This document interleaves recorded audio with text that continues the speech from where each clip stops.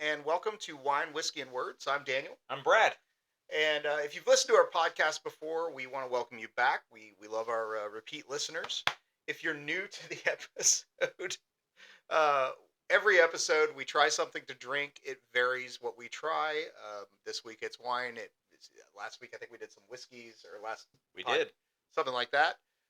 We move things around. We like to talk about whatever we're drinking. And then we talk about something interesting that's happened since the last episode. And finally, we talk about our topic that we chose in the previous episode. We do our best to prep and research usually. Sometimes I did this time. Brad prepped this time. Yeah. So we'll be ready to go. But our main aim really is just to have fun and share our lives and some good drinks with you. So with that said, let's begin. I chose an interesting turn this time, something we don't usually go with, because I feel like sometimes we are a little upscale in our choices. So I chose two wines, a Chardonnay from Winking Owl, and then a Cabernet from the same. The Cabernet has been sitting in a decanter for about half an hour, 45 minutes, something like that. So let's start with the Chardonnay. Nothing fancy about the bottle. It has like a little cartoon um, winking owl on it. It says that it is a California Chardonnay. It is semi-dry, medium-bodied.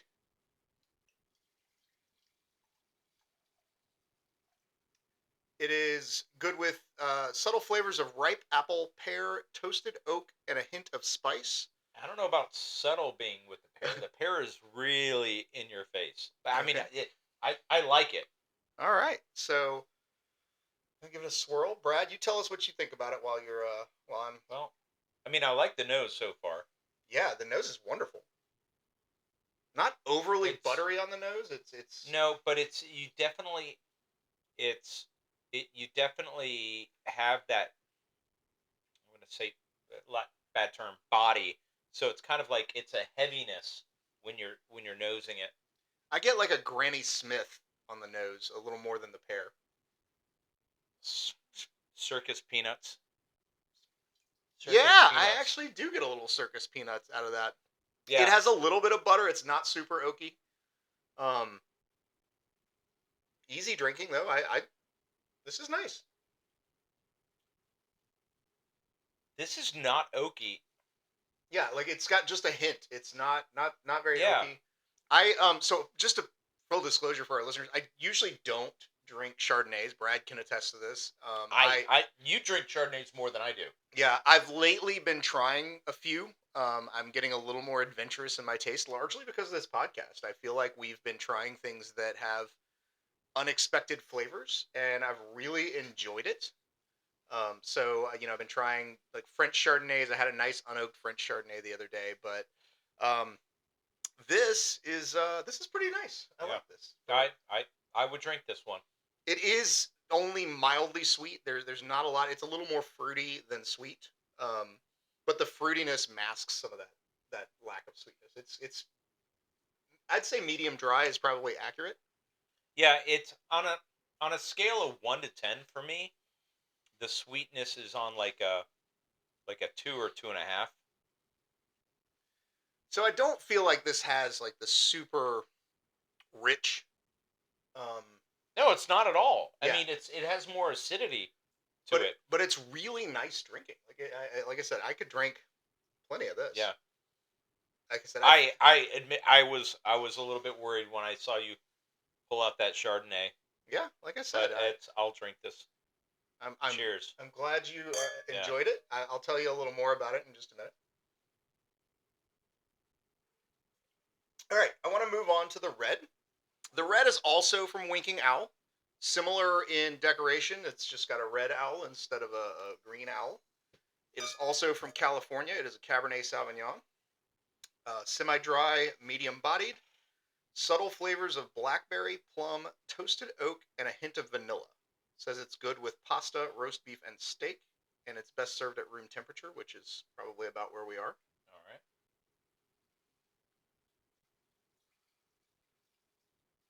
There you go.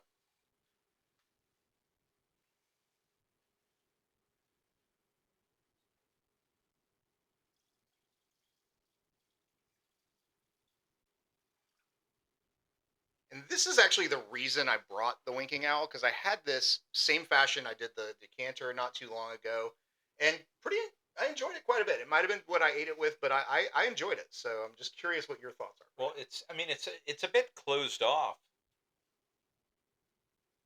Yeah, I mean, I'm getting a light berry, but it's like, whereas with the white, I got it right away. yeah, This, yeah. It's a lot more subtle on the nose. but it's a bit. I get a little bit of like a smoke.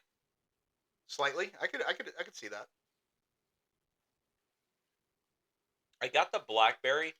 This is a very light wine. Yeah, it's This not is not like the heavy dark no. cabs we're used to. In all honesty, if I'm choosing between the red or the white, I'm choosing the white. I'm choosing the Chardonnay. Just because if I'm drinking a red, I want that heavier red. Yeah. Now, this is not to say this is bad. It's not nearly as bad as that non-alcoholic one that you made me Well, drink. nothing is as bad as that non-alcoholic one we had. This is passable, but I enjoy the Chardonnay more. Okay. Well, the reason I brought these, and like I said, I bought this just on a whim one day. The last bottle I had, I've been shopping at Aldi lately. Just prices are high, got to save some money, and this is actually their brand, $4 a bottle. And for $4 a bottle, I have found the Winking Owl, with the exception of the Shiraz. The Shiraz I was not impressed with, but I've found them to be very good quality wines, especially when you take into account price. I would not spend $4 on the red.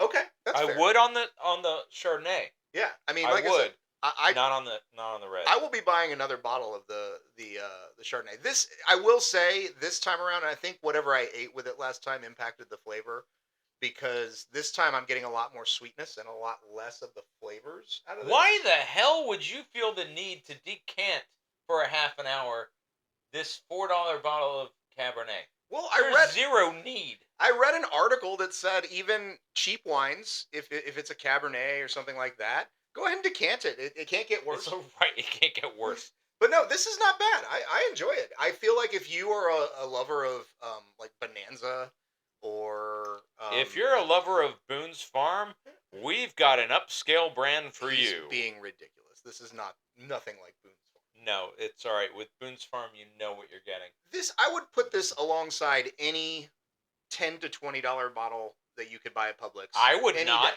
Day. This? I've had $10 to $20 bottles that'll be a hell of a lot better than this. Okay.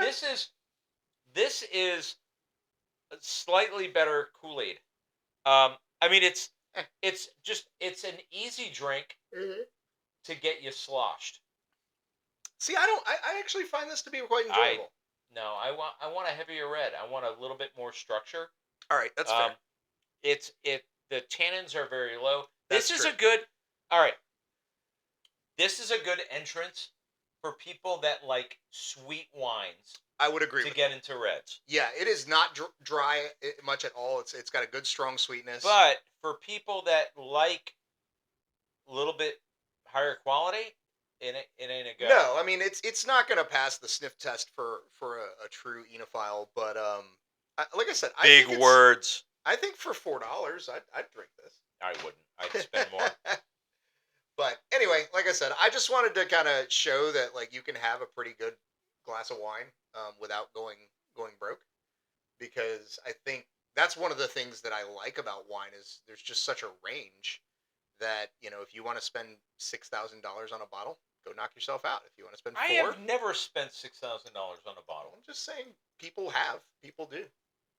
You can go to Total Wine right now and buy any number of bottles. Well, yeah, but I mean, but the people that spend $6,000 on a bottle are not going to spend $4 on a bottle. That's fair, but I think their $4 bottle costs $500. I hope I don't offend any of our listeners when I say I'm guessing our listeners are more likely to spend $4 on a bottle. Well, we've got 3 listeners. Well, hey, like we should do a poll. Yeah, we could. I will post a poll. All right, let's do it. So I will post a poll on the Facebook Brad, page. I do agree though. The Chardonnay wins, hands down. Like, this is actually a really nice drinking Chardonnay, and I will, when I'm in the mood for a white wine, I think Jamie would even like this. Jamie would like this. All right, Brad. Interesting. Interesting things. Went to Miami last week for Mom's birthday. How's mom doing? She's doing well. She's doing well. Her boyfriend Cliff still shoulder problems, but he's I I call him the bionic pig man because he's like the bionic man. He's got had a bunch of surgeries and his Okay. heart is part pig. Oh wow. Um, but he has issues with his arm so that he's having to go like if he wants to grab something, he's got to kind of lift up. Gotcha. But this guy is not the typical guy. So most guys, you say, oh, you know, pregnancy, having a cold, it's like the same thing. No, you know, but with him, he could be he could be on death's door and he'll still be doing more than anyone else Okay. Yeah, is I doing. can respect that. Just a strong guy. Don't let things hold So you back. no, but when there, I will be going back to Miami in like 2 weeks. Okay. I think that's for my the viewing of my aunt's tombstone. Okay. So I'll get to see a bit more family then. So you said it's been a year. Is that a like a thing in your family? Like what is that? Like It's a Jewish thing. okay. Yeah, I didn't know that. yeah. We will visit the tombstone. And in Jewish tradition, anytime that you visit the tombstone, you're going to go ahead and find a nearby rock and put it on there. Okay. So Now does like no one visit the tombstone between then, or is it just like it is a tradition that on on that? tradition around a year Okay. afterwards. It's not been exactly a year. I think it's been a little bit over, but trying to figure out when to get all the family together. That's Yeah. that's the thing. Okay. Interesting. So Well, I've had a lot go on lately. My dad had a back issue that put him in the hospital, and they had two surgeries, and that was a thing. But amazingly, he after several years now says he has no pain in his back. The surgeries did the trick, so that's well, that's good. very good because it's one of those things like if you've never been in constant chronic pain, it's really easy to judge and not understand. Um, but it'll wreck your life. Like it will. I mean, you see people who end up, I mean, doing meth when they're in constant chronic pain. I mean, that my dad, I told thankfully. you I don't want you to bring that up about my past life. But yeah, I mean, I remember when I was young, I had back issues and was walking around with a cane at like 22, and I never knew that. yeah, it was miserable. It was it it will, like I said, it makes your quality of life nothing. I had so I don't I might have told you, but when I was doing the traveling jewelry sales, and this is around 2020, I had sciatica. Yeah, and then And that was what was happening to me. holy crap!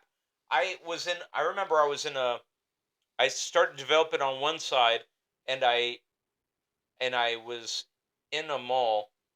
It was a slow day, so I went to one of those Chinese massage places Yeah. inside the mall. That guy worked me over so much that at the end I needed his help to put my socks on. Hey, wow. Um, Did it it help though? Not immediately. Okay. It I was in severe pain for the next day. Within a few days, I was good. Yeah. So I mean, it did help me, but holy crap! Yeah, like I said, and I went through it for a solid year or so before I had surgery. Luckily, it was like a minimal surgery, and now I'm pretty good. I have my issues, I have my limitations, but I don't like twist quite as well as I used to. Yeah. But in general, I'm pretty well. So yeah, but Dad's doing well, and then we had scheduled a vacation out in the Panhandle, which is always an experience. If you've never been to the Panhandle of Florida, it's beautiful. I will say the beaches in the Panhandle, they call it the Emerald Coast, and the water is crystal clear. But when you stand away from it, it's green. It's this beautiful like blue green, and it's gorgeous, and the sand is real fine. So I recommend it if you can ever go to the Sandestin Resort. And Kudos to them. and we have some news. Yes, we're having a baby. Just kidding. Sorry, Brad. Go ahead. Tell, break the news. We're going on a cruise. We're going cruising. I think we should record an episode on the cruise. Absolutely. Okay. Yeah, we'll have to plan it out. We'll do that. But yeah, we are going on a cruise. The end of August. End of August. Yeah, we're gonna have a great time. We'll have to plan out a special episode. Yeah. Oh, and I got called for jury duty. I have never been called for jury duty. I've been called for jury duty about. This will be the 4th or 5th time. Only one time have I ever gone there and actually sat as a juror. One other time, I went and was almost immediately dismissed because everyone else said they were against the death penalty. This was when I was in Jacksonville. The other times I've been called, I couldn't serve because I was traveling for work. Yeah. This time, I got called starting, I think, on August 4th or 7th up until the 22nd. Yeah. Okay. And I sent them a message going, I can't do the 21st or 22nd, so they excused me for those 2 days. Okay. But I'm on call for the rest of the time. Right. Well, so I think I'm on like a list of like this guy's not going to. Yeah, be no. Like you no. don't want. I wouldn't want you on. Yeah, on there. Like it depends on who you are. Yeah. But no. All right. Well, yeah, that's kind of it for me. Brad, you need more? Or are you good? I'm good for now. I'll trudge my way through the suffer red. through the red. Yeah. All right. We'll see. Maybe it'll get better. Well, your topic, Brad, what was it?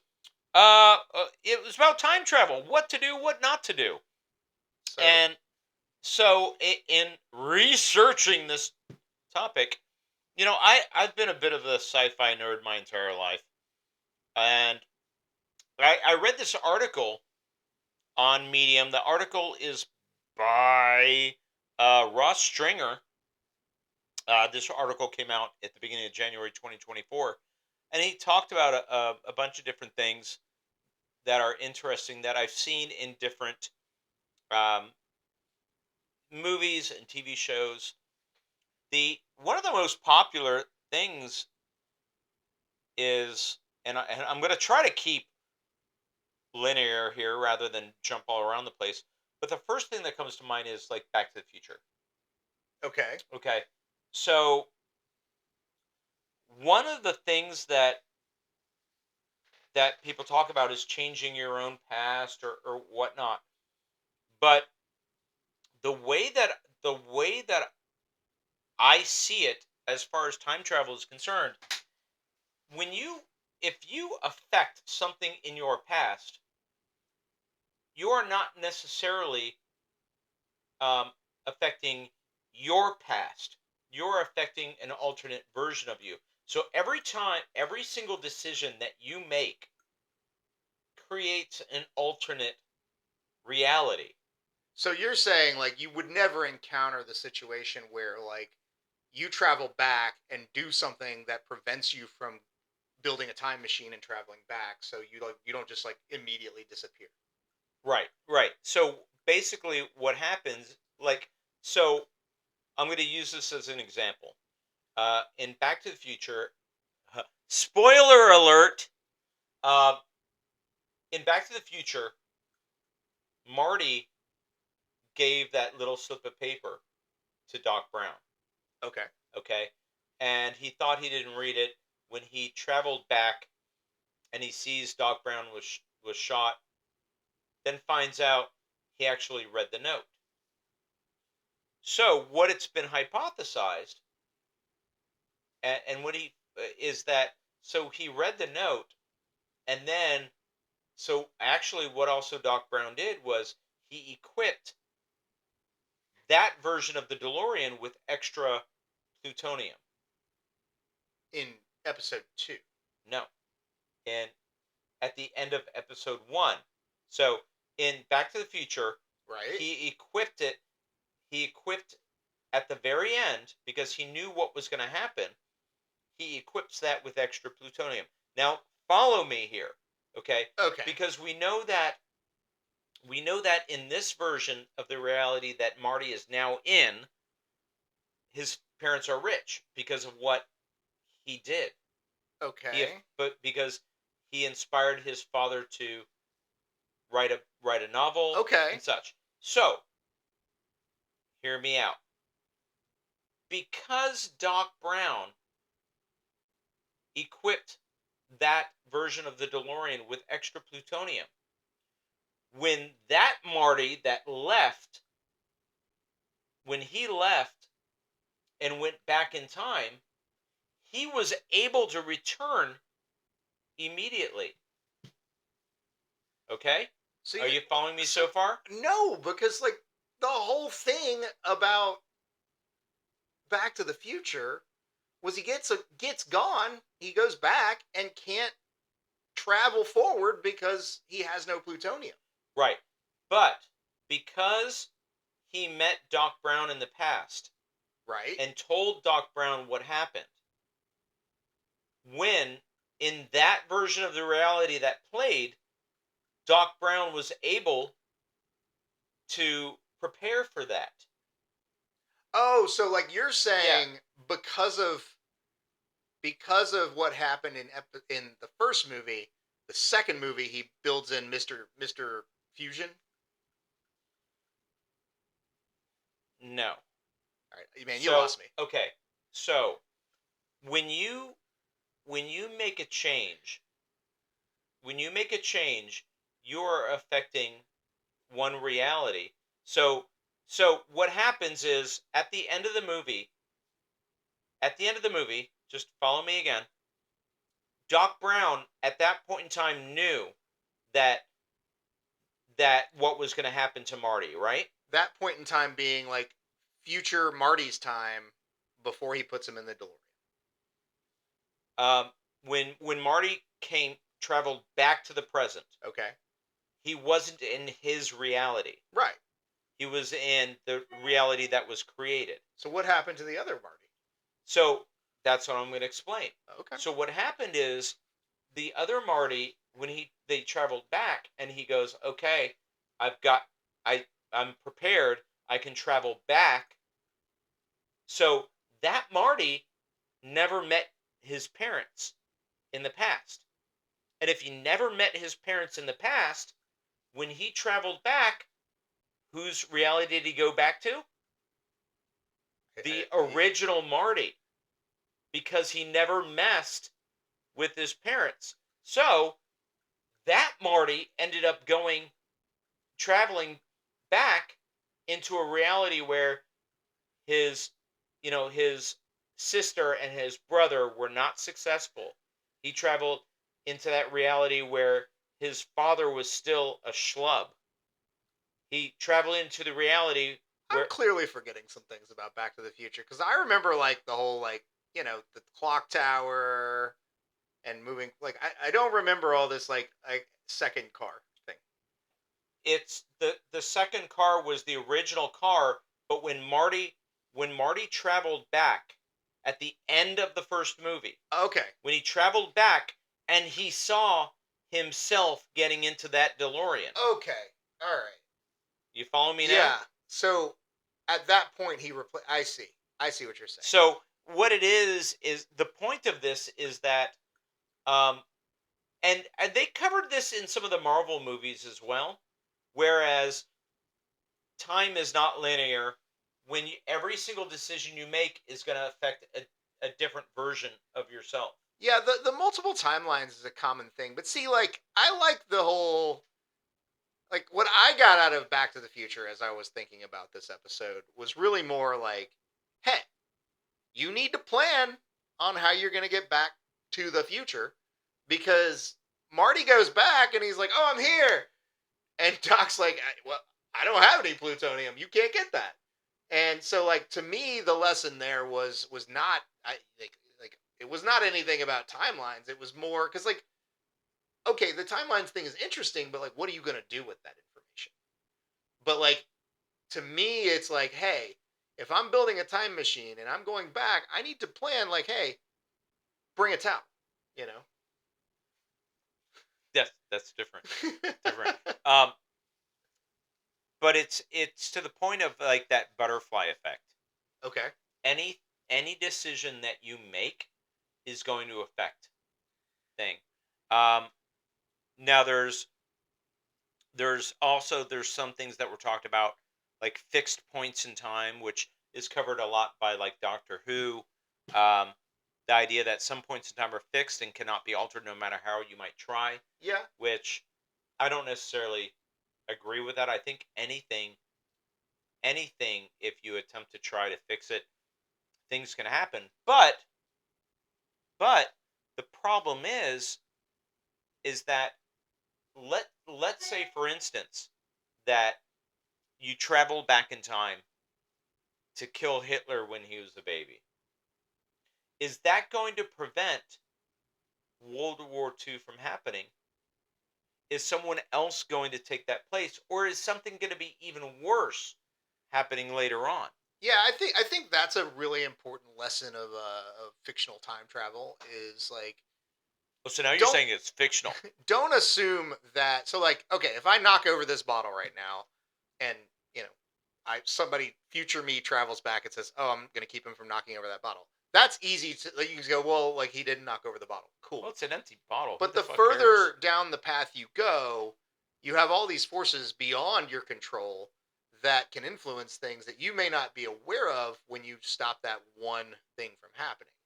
It's kind of like, if I had bought Bitcoin 20 years ago, God help like there's all this stuff that I wasn't aware of. And so when you go back thinking all I have to do is fix this one thing, that's a fallacy. Like, and I think that's a good sort of me. allegory Well, for life and is like you can't fix, like you can't go back and you can't predict the well, future. I think it's not that you can't go back; it's you shouldn't, Yeah. because I there's let's say for instance that you traveled back in time and you ended up buying Bitcoin when it was $10, you know, and you did that.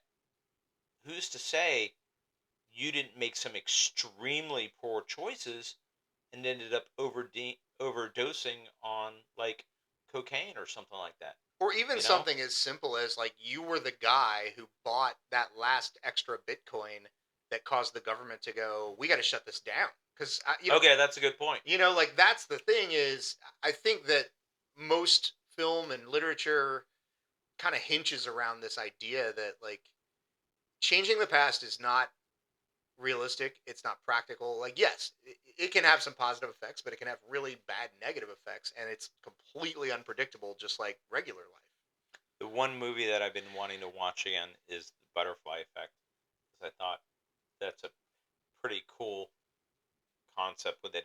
But in looking online for it, because I don't have Netflix right now, and it's charging for on all the other streaming.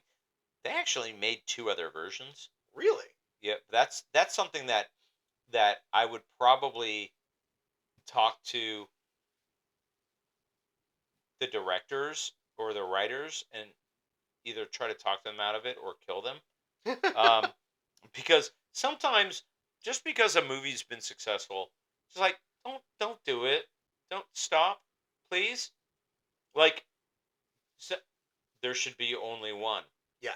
Like Highlander, Yeah, but that wasn't time travel. That was more like, oh, I see what you're saying. Like, like yeah, yeah, stop. yeah. Like Highlander 2 Was so was bad. was so bad they made a third one which ignored the existence of the second one. Well, sometimes you just got to be like, I don't, what mistake? Yeah, I don't remember a I'm mistake. like I'm done. So I have a question. So, like, I think it's easy because the majority of things, I think, focus on time travel to the past. But, like, I actually think the idea of time travel to the future is more problematic because You don't know what's going to happen. yeah, I mean, there's a show called it's on Apple called No, you're Dark Matter. Dark Matter. oh, Dark Matter. I was going to say because Black Mirror is Yeah, Netflix. yeah. Dark Matter touches on this. Now, I think it's more focused on alternate universes, but I mean Okay. the outcome can be similar that we can't predict what the future might bring, and they go to all these places and they some of them are just desolate wastelands and some of them are more positive. Now, I will say Dark Matter is really good, but to me, it's like when Marty goes in episode 2, going to Back to the Future again. Okay. He travels forward and you got this shark hologram. You got the awesome shoes that like tie themselves and lace themselves. I have a pair of those. Um, it was a really cool movie. And then he goes, "Oh no, Biff takes the book." Yes. Yeah. Yeah, and sorry if you haven't seen that. This is your fault. Yeah. It's been around long enough. But yeah, he takes the book back and changes everything, and everything goes to shit. Yeah. So like, I think it's worth thinking that like maybe going forward is more problematic than going back. Like, can you imagine? So thinking of Terminator, remember? So Terminator had that time travel element. Yeah. Like, yes, they send Arnold back the first time, and he's this killing machine. And then he gets sent back again as the defending machine. Right. But like Right. when they go forward, then there's all this stuff with the you're actually in the middle of the war. Right. So like you said, diving into the unpredictable future, like shoot, tomorrow we could have a nuclear holocaust. And So it was interesting. There's a TV series that I love called Red Dwarf, okay, and um, I'm not going to go into a lengthy explanation, but sufficient that there's several beings that they're traveling through space because it's been, a million years or so after one of them was put in suspended animation because of an accident on the ship. In any case, they discover this um, time travel device, and so then they're figuring out what can we do with it and such, and then future versions of themselves appear, and they're complete assholes yeah, because they've been traveling through history enjoying the finer things in life and only concerned about themselves, and they dined with the Hitlers and the Mussolinis and just are horrible people. And so it was interesting to see what that kind of power can bring to you. Is it going to change you ultimately as an individual when you have the power to do so much? yeah, and I think that there's when we think about time travel in media, there's a distinct difference between controlled, unlimited ability to travel and the uncontrolled or the limited ability. So, like, if you get one trip, if you had one trip, when would you go? What would you do? Oh Or, lordy. and if it was one way, when would you go? What would you do? And I think this is why the topic is so interesting because, like I said, like you said, if I had infinite trips to go forward, back, wherever I wanted, and unlimited, like just go, and I had control over that, yeah, I could do some really cool things. But the thing is that, like, if you had the ability to travel and visit an earlier version of yourself, I'll be honest, I probably wouldn't listen to a damn thing I would said if I was a much younger version of myself. Yeah, Um, I mean, I think we are who we are in the moment there. But you could give yourself some opportunities. But I wasn't even thinking about meeting myself. I was thinking more like you said. I mean, if I could go and hang out with Rockefeller yeah, and just roll with him, like, and the thing is, like, we know certain things now that people didn't know back then. So like, right. I feel like I could invent the light bulb. You know what I mean? Like, But I still couldn't. so like I do feel like there are some advantages there, but again, I don't think you can do it with the intent of like I'm gonna go back and then go forward again because, like you say, Right. you're not gonna go forward into anything you can predict, and you're not gonna go forward into your existence. You're gonna go into someone else's But existence. but that but here's that problem though. So in your version of going back, are you going back and inhabiting your body, or are you going back and then you're alongside yourself? And in that case, you can't live as yourself. So you know I what I'm mean, saying? I guess if you go back in your life, Yeah. If I go, but like I guess so. Like, let's say I go back to I mean, I guess 20-year-old me looked enough like me that you would notice. But like if I went back to 10-year-old me, somebody would just one day be like, "Man, you look just like this guy. Yeah. Whoa, he has your same name. That's weird, right?" And like, but you have, I mean, there's you got to get an identity and all that stuff. Right. But I feel like these are things that can be overcome at different states. So there was I'd probably be deported, but yeah. So in when I was getting ready to sell my house, I'm going through a lot of paperwork, and I realized that in I think it was like 1999, I had like 20 shares of Amazon stock. oh no, Yeah. But back in that point in time, I was looking to buy and sell and buy and yeah, you're just sell. playing. Um, and so yeah, that didn't work out as well as it could have. Yeah, and that's what I was talking to somebody about the whole Bitcoin thing, and they were like, "Yeah, but if you had it once it hit 10,000, you would have sold it." Right. And that's the thing. Yeah, 100%. But I do think so. A good example of like going back to what you were saying about if you replaced yourself. So my great grandfather, there's a picture of me that I have. I'll have to find it. But my great grandfather, when he was young, looked almost exactly like me when I was young. Right. And so, like, maybe I traveled back in time. And that's, you know what I mean? Like, it's this So whole. your own I am grandfather. my own grandfather. So back to that red dwarf. Um, the funny thing is that, and I don't remember everything right now, but um, Dave Lister, the main character of that, who was the one that was put in suspended animation and whatnot, um, he he was abandoned as a baby, and he was left in this container called Ouroboros, which is the snake. Okay. Um, so at one point in time in the series, uh, uh, he ended up. He I, I think he had the baby, which is a whole other matter. But in any case, he had a kid, and which ended up being him. Wow. And he had to travel back in time, and he left himself to be found. Okay. So yeah, it was weird.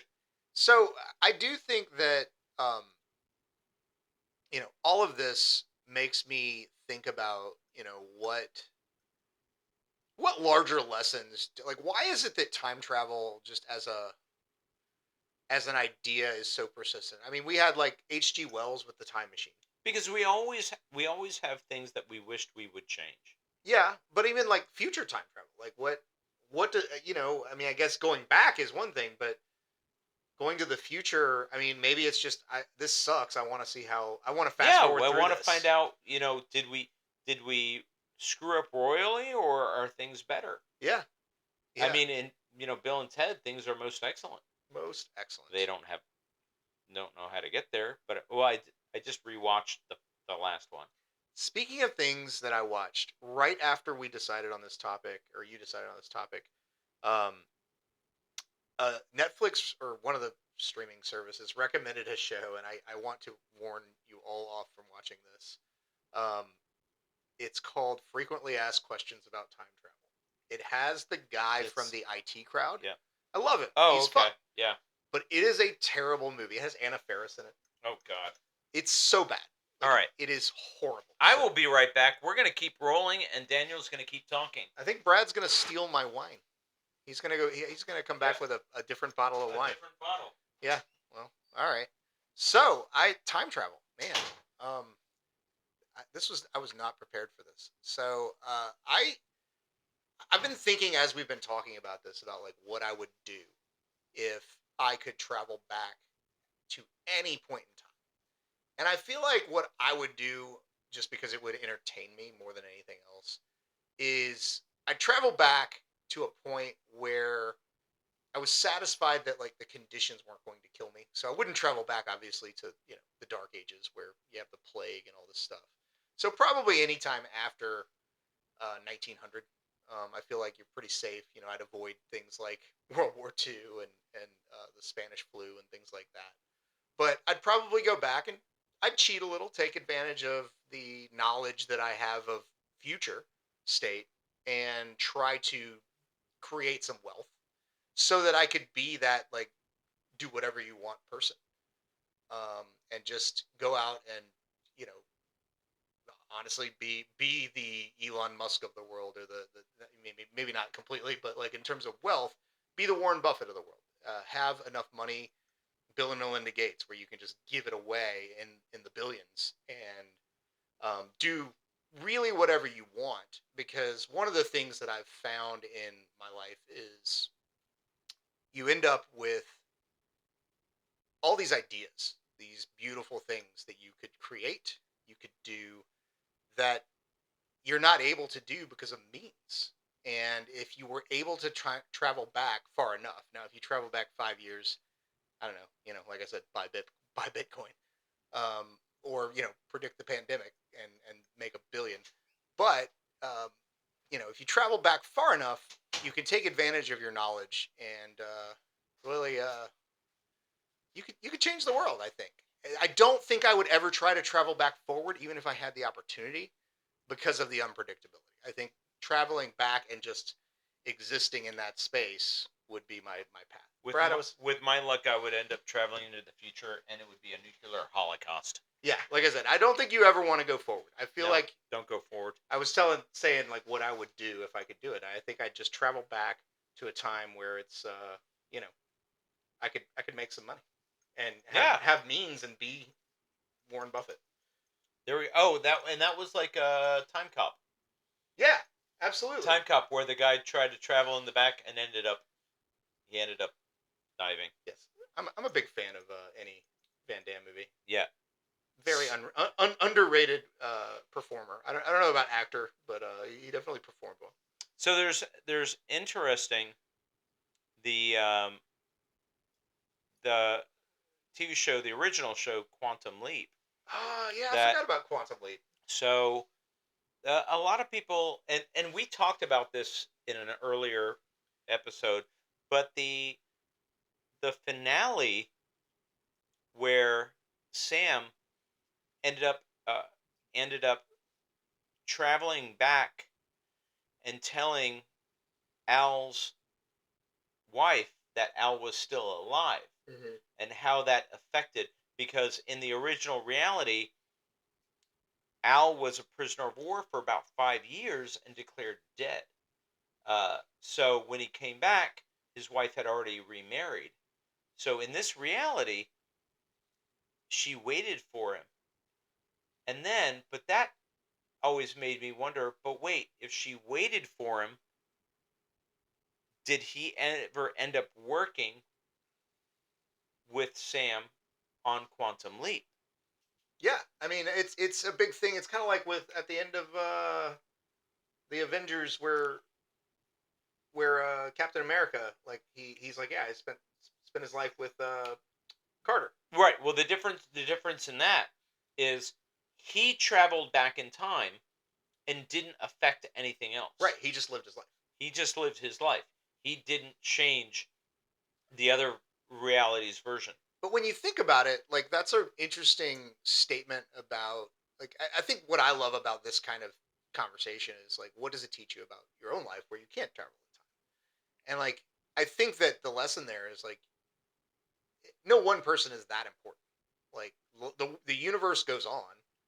Um, the Avengers still existed. Like things like just because Captain America wasn't there to wave the shield or whatever, throw the shield, whatever he does with it. But was he or wasn't he?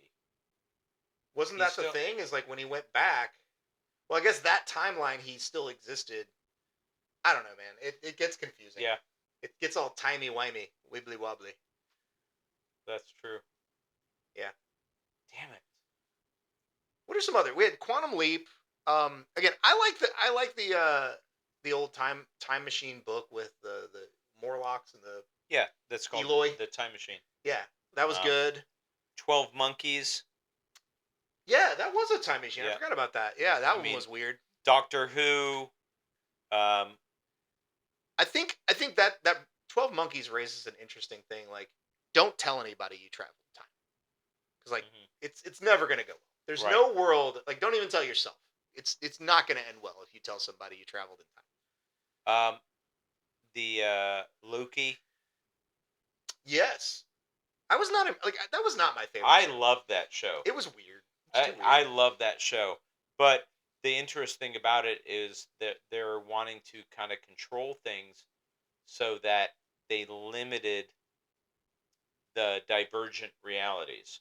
That makes sense. I mean, I could see that. Like, I guess if you have this vision of time, you can steer it as you wish. Yeah. But yeah, So, but I think suffice it to say, the end result is time travel. Don't do it. yeah. I don't know. I mean, I think there's probably a way that I could convince myself to do it. I think just because I'd be like, hey man, check this out, I can do it. But I'd probably be a lot more cautious than we see people being in popular cinema. I think that if I was to do it and I traveled back to a younger version of myself, I would keep it very succinct, very very brief. I would say, "Hey, those 20 shares of Amazon Hang on to that them. you bought, maybe buy a little bit more and just hold on to it for 20 years. Also, stop fucking up. Don't be an idiot. Be calm down. It's not all about you." But Brad, I've told you not to fuck up. Don't be an idiot. A lot of Yeah, but times, you're not me. that's fair. That's I'm fair. older than you. Yeah, you've told me the same. It didn't stop me. One thing I do want to bring up, and I think it's just Oh god. because it's interesting to think about, is there are other stories we have about very brief jumps back or relatively brief jumps back in time, um, often uncontrolled. So, like, there was a book. There's a really popular author that's often free on Amazon. And gosh, his name's escaping me. And he wrote one about where you could jump back half a second, which really seems minuscule Yeah. and like useless. But and I it's been a while since I read it, but I think it's called Split Second. Um, Wait. I wait.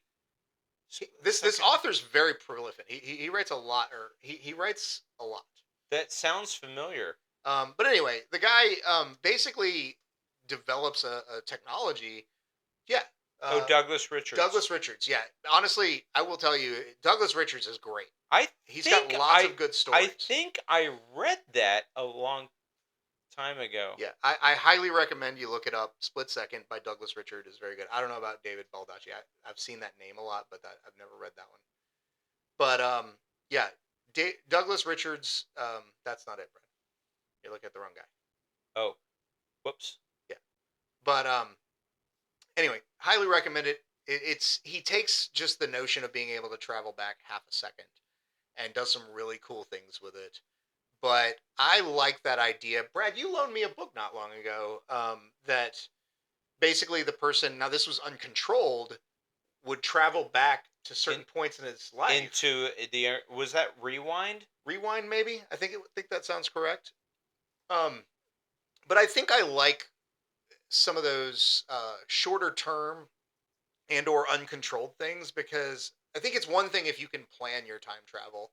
It's another when time travel is thrust upon you. It's kind of like all the Doctor's companions. You know, like Okay. I Yeah. love watching what they do with the opportunities that are presented to them, Yeah. because it's not just um, they don't like say, "Man, I've built a time machine and I'm going to travel. I'm gonna." They say, "Oh well, I'm along for this ride, and what am I going to do with it?" So there's a series novels that I read many years ago. It's called The Adventures of Conrad Stargard. It's by Leo Frankowski. Okay. So the gist of it is this: is that the guy is Polish born, living in America, where his rich cousin or something funded his going to school for engineering. He's traveling among the mountains in Poland, and he promised his mother he was going to bring her back some seeds. He ends up going into this seed shop, and there's a pretty young lady working the counter, so he's chatting her up. He's collecting all these different seeds. Ends up making plans to meet with her at this pub later on when she gets up for work. So he goes there early. He's drinking, waiting for her to show up. He ends up trashed out of his mind, stumbles into the basement. When he wakes up, he opens the latch to go to leave. There's just snow everywhere. So he's fumbling around trying to figure out what goes on. Ends up meeting a Teutonic knight who slaps him across the head. So he basically traveled to what, 9th or 10th century By Poland. going to the basement of the pub.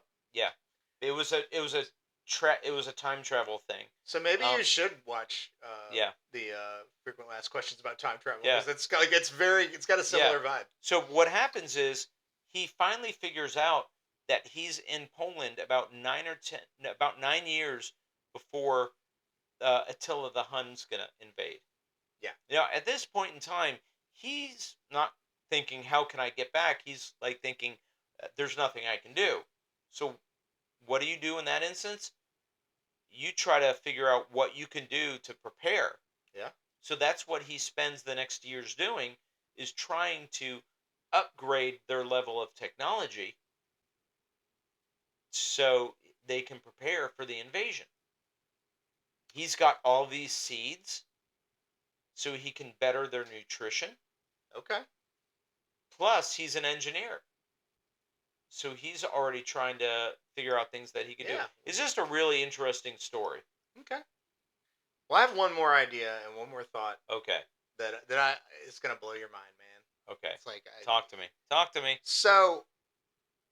I'm sitting here. I look over. I got a bookshelf over here, and it has a Bible on it. It's a Bible my grandfather gave me years ago, and I just want to put this out as an interesting idea that maybe would speak to the futility of time travel. What if Jesus came back from the future because he saw how bad things had gotten and was like, "Hey, I'm gonna tell people, like, stop being jerks to one another. Like, be nice, be cool." They would call him an idiot, And they crucify him, right? yeah, Yeah, right. they would put him in an institution. They crucify him. Yeah. Yeah. So anyway, fun thought. I don't know, something to think about. Jesus, stay where you are. Yeah, man. You're better off. Look. All right, moving on. What do we do after this? Hold on. I'm usually in charge of this, and I've had a week, so I think you talk about what the next subject is. Oh yeah. We talked about what we're adding to the topic. Next episode's topic. Brad and I talked about this, and it's something that I work with a lot, and I've been thinking about a lot. So Sex dolls. yeah. Oh, actually, it's part of it. Oh, But is it? yeah. So like today, I read an article about this factory where they build AI sex dolls. Oh But my God. what we're All going right. to talk about is AI. Just general. What do you do with it? What could you do with it? Is there something that are you worried it's going to take your job or whatever? Like, are there people who are more prone to having it take their jobs and their livelihood? What are its limitations? Just kind of a general discussion. I feel like we've got some flexibility, but yeah, we're going to talk about sex dolls. So, We're talking about AI. sex dolls. Anyway, so Brad, any final thoughts you'd like to share? I'm gonna I ruined Go back it. You had a go- thought. Now you think about his AI sex dolls. gonna go back in time to tell you to stop talking about sex dolls, or tell myself not to mention sex dolls. That's what I'm gonna do. All right. Well, I'm gonna. Well, at least I know what to get you for your birthday. yeah. Well, hey, man, I just got to put it in the closet over there or something. Yeah. Anyway, we hope you enjoyed this conversation. Kind of went in a weird direction, and I'm just gonna skip final thoughts because now all I can think about is AI sex dolls.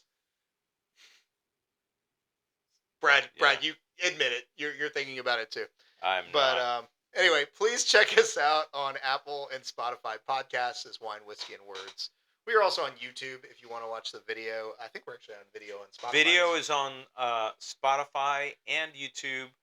Audio only on Apple. Okay. And then our email is winewhiskeyandword@gmail.com, and our website, winewhiskeyandwords.com. We hope you enjoyed the episode. This was fun. Yes. Yeah, let's Yeah. do this again. Let's Like, travel. Let's travel back to the beginning and start over. like, and subscribe. Yes, like and And subscribe. share it. Tell your friends. We hope you enjoyed it, and we look forward to sharing the next one with you. Peace out.